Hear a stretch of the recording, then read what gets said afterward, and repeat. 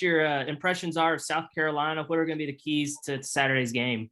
Yeah, I mean, I think with South Carolina, obviously, Gigi Jackson, is involved in everything that they do from an offensive standpoint. So it'll be important for us to locate him as soon as he crosses half court. He's a three-dimensional scorer, and the fact that he can post up, he can offensive rebound, he's got deep three-point range, high volume shooter.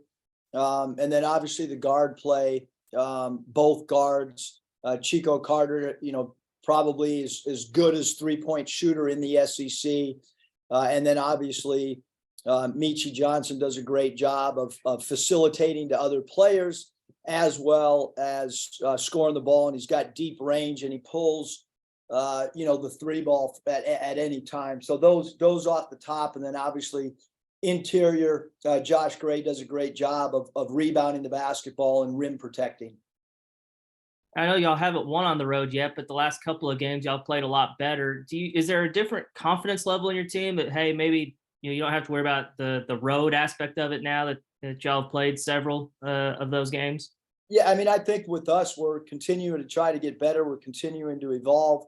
We're one play away from winning at LSU. We're one play away from winning at Missouri. We're one play away from winning at Baylor. So I wouldn't say that we've played bad basketball on the road. I would just say we've been unfortunate in 3 games not to catch a break. And obviously, we need to try to create one more possession on the road than what we had in those 3 games. And Auburn's as difficult a place to play as there is. And every place we played so far has been a sellout as well. Scotty? Yeah, Coach, AB's had a few of his higher assist totals of the season, I guess, probably in the last 2 or 2.5 weeks. I'm curious what you've seen out of him from a facilitating standpoint, or does it seem like the game's maybe slowing down a little bit for him? Yeah, I think he's making, right reads on everything right now. Some teams have tried to trap his pick and roll, which I think is great for us because now it's a 4-on-5 situation, because AB can see over the defense at his size.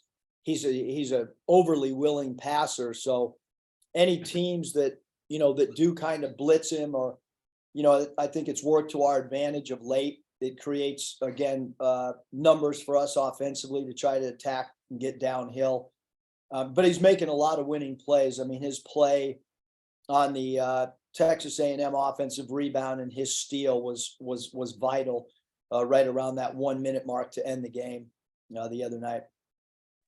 I think you said the other night that you weren't sure if AB was going to play against A&M. Have you been kind of just impressed with the toughness and, just what he gave you at Baylor after the injury, and then the other night, I think he had 7 assists. Yeah, really, really impressed with AB's toughness and willingness to give himself up for the team.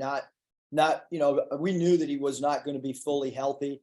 The latter part of the Baylor game, we knew that he was not going to be even close to being healthy the other night against Texas A&M. But he's not worried about his stats. He's worried about trying to help the Arkansas Razorbacks win basketball games. And that's been so impressive with so many of our guys. I talked about, the fact that Ricky Council, if you go back a few games, you can see him wincing. You can see him grabbing his back. I thought it affected Ricky's defense for a 2-game stretch because he was unable to really sit in a stance. And obviously with the back, when you control your movements, it's a lot easier on the back than when you're trying to react as a defender. So, and then we talked about Jalen Graham. He was actually in an MRI machine the day before our Texas A&M game to get looked at. So just a lot of guys playing and understanding that we're undermanned, and understanding that that right now, in order to win, we're going to have to play through some injuries, which is what Anthony and Ricky and Jalen Graham and we've all talked about Mikal as well. That's almost half our team in uniform that's really been playing through injuries. And then you mentioned Ricky. He's gone for 25 and 19 in the last 2 games. Are you seeing any common themes in those outings? I guess to me, it just seems like he's maybe a little bit of a different player when he's got that jumper going. Yeah, I mean, I think it's with anybody, Scotty, that anytime your jump shot's falling, but certainly if you take away his late clock sidestep or backstep threes, the shooting percentage is even better. But, we kind of put him in that situation late clock. So some of his shots are kind of on the team. But certainly I think his assists have been really important as well. He's reading over helps and done a great job of getting some other teammates involved with some easy dump off passes for dunks or spray out, kick out three balls as well. And I think that's why you're seeing some of our other players improve their 3-point shooting because of Anthony's passing. And now, Ricky being a facilitator, we put Ricky in more pick and rolls the other night as a ball handler as well. Curtis?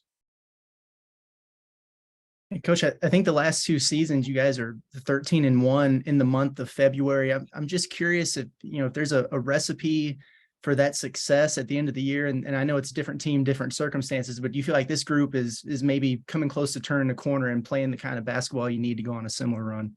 Well, I think with this team, we just, we've lost one possession games 3 times on the road. And so that, if you win 1 or 2 of those, our record's very similar to what it's been in the past. But this is the most difficult schedule that we've had in conference play by far. And sometimes that's just kind of the luck of the draw. I mean, A&M has had 1 loss coming into our game. We play them twice. Obviously, Tennessee is a top 5 ranked team. We still have them on the road. We still have Alabama on the road. So we have a really difficult schedule. We saw what Florida was able to do last night at home against Tennessee. This is really, really challenging. Some of the teams that maybe, you would hope to play, twice. We're not getting that opportunity this year. We're playing a lot of teams right now that are really, really good basketball teams. And then anytime you play on the road is extremely difficult in this league. And then as we turn the page to February here, just wanted to check and see if there's any update or progress with Nick's status. No, there's been no update. Thanks. Yeah. Bob? Hey, Eric. Have you besides the Martins and the Mitchells, have you coached any other twin groups or twin sets, I guess? And is a different coach in twins? You just coach them like they're two, any other 2 players? I would love to tell you it's different, but it's not. All you have to do is go online and Google personalities of twins or read books. It's a different dynamic for sure. The love, at least the 2 set, I don't know every twin. I can only speak of the 2 sets of twins that I've coached. Kai and Kel, like their love for one another's, it's a deep love. I can tell you that. Like they protect each other. They look out for each other. Caleb and Cody Martin argued a little bit more, and different circumstances created different outcomes. I mean, those 2 guys would fight each other if it came to it. Whereas, I think Kai and Kel they're protectors of one another. So I think that, but the both sets of twins I've had, they really want their sibling to succeed. I mean, that's definitely been something that I've seen both with Caleb, Cody, Kai, and Kel for sure. Well, that's hard to say. Cody, Caleb, Kai, I don't think I can say it.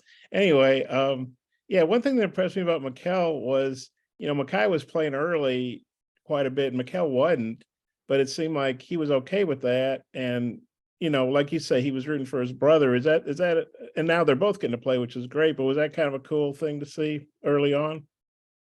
Yeah, I mean, I think that, every player wants to play. I think Kel, or Kai, whenever they're not playing, there's frustration, just like there is with every guy that on every team in every sport. I stunk as a player, and every night I didn't play, I wasn't happy. And looking back, I never should have checked in a game. So I should have been really lucky and fortunate that my name or number was ever called.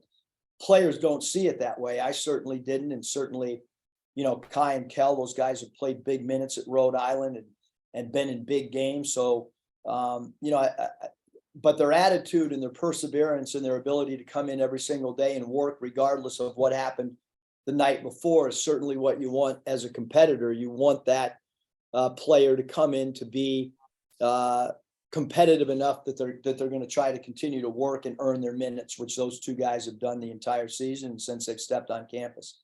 Yeah, one more about Carolina. You know, they're kind of a weird team in that they go to Kentucky and win. I think they're the only team that's won at Kentucky in the SEC. Then they're 0-5 at home. They've had a couple 40-point losses, but then Georgia took them to overtime. I mean, what do you make of them? The fact they're 0-5 at home, and you guys have, like I say, you've had some tough road losses. This looks like a place where y'all should pick up a road win. Well, I mean, every game's hard. Every game takes on its own theme. It's really hard to win on the road. They're desperate to win at home. We're desperate to win on the road. It's a team that beat Clemson, who's been a ranked team. It's a team that beat Kentucky. They have a young superstar, so they're gonna beat ranked team like a Clemson. They're gonna play well in a difficult environment because they have a player in Gigi Jackson who continues to get better and continue to improve. He's going to be a high draft pick. He's got tremendous upside. And so you see a team that's with a new coach, and certainly with all of us in our first year, there's peaks and valleys, but they've proven they can beat anybody on any given night. They do have some transfers like Michi Johnson that are very, very capable. They have 3 guys that are capable of having 30-point games, both their backcourt guys and Gigi Jackson. So to me, it's a very difficult matchup. We tried to do as much research on film as well as talking to other programs that have played them. We've got to defend the 3-point line. And then we have to have respect for Gray inside because of his ability to rebound and block shots. Are you going to wear that jacket on Saturday? That'd be pretty cool. I don't think Danielle will let me wear the jacket, Bob, but it is Legends weekend down at South Carolina. And it's interesting. I was looking at some of the top players at South Carolina and their history. And Kevin Joyce played for my dad with the San Diego Sails in 1975.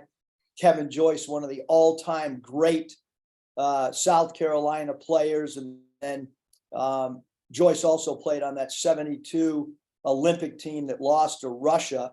And on that team was Jim Brewer, who was with my dad's team at Minnesota. And that's how my dad actually, the first time he ever watched Kevin Joyce play.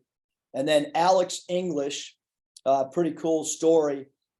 Alex visited the Cavs when he was a free agent. And I was in high school in 10th grade. And Alex took me out in the backyard of Ted Stepien, our owner, who had an outdoor court. And Alex English tried to teach me his runner that he shot and the technique. Unfortunately, English did not sign, or I don't know if the offer sheet was matched, but he never played for the Cavs. Maybe my dad would have coached a little bit longer in Cleveland if, in fact, he would have gotten an opportunity to coach a Hall of Famer. But 2 pretty cool stories when I was sitting at home last night researching South Carolina's history for their Legends Day. Yeah, that is cool. Maybe the owner spent too much money on his court and not enough on his free agents. No, he spent too much money on some other players that I won't name, but you can look it up. Okay. Thanks, Coach. Appreciate your time. See you guys. Thanks, Do Eric. your Cleveland Cavaliers history, guys.